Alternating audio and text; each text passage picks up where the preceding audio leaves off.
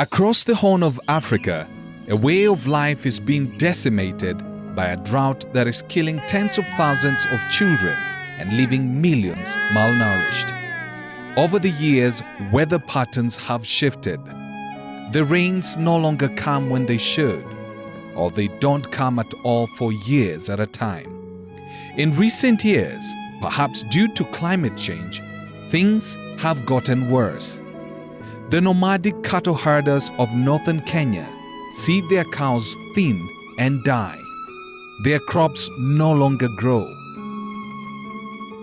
Nutrition-wise, people don't have enough food to be fed.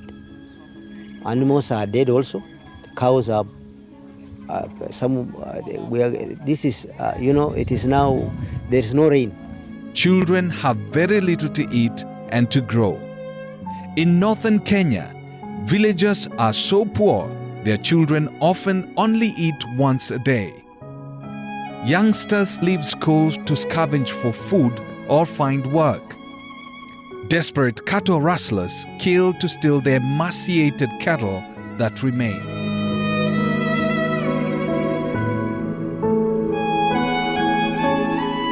In neighboring Somalia, tens of thousands of families have fled their country and are flooding into refugee camps in Kenya and Ethiopia to escape a famine that has killed thousands of their children.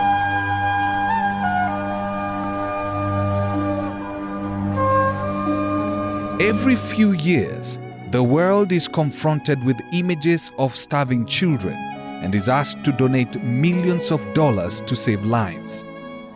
It is getting harder and harder to persuade people to give.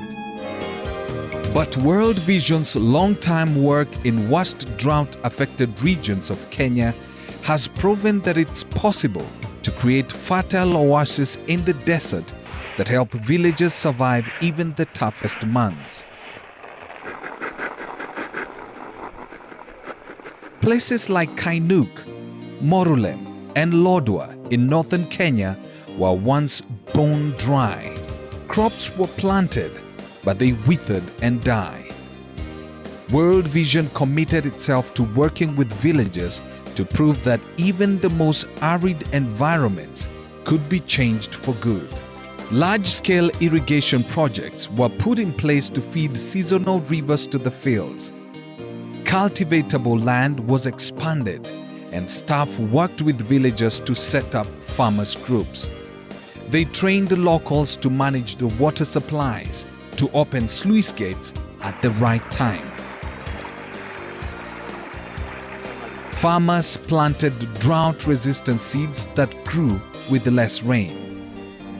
Nomadic communities who once lived on the margins of life have begun to settle, send their children to school, and make a more stable life for themselves.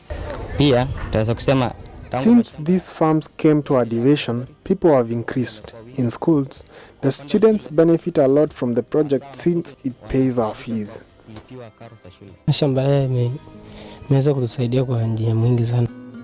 These farms have helped us a lot.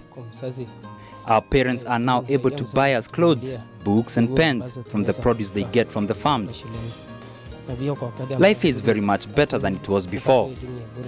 Morulem, where World Vision worked until 2001, has continued to flourish. While the land roundabout looks parched, the fields in Morulem are green and the maize crops grow tall for harvest. World Vision coming in, and with the perseverance that we've seen with the community, it was possible.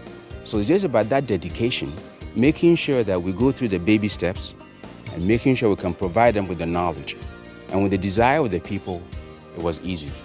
Where children once lived with gnawing hunger, they now enjoy 3 meals a day.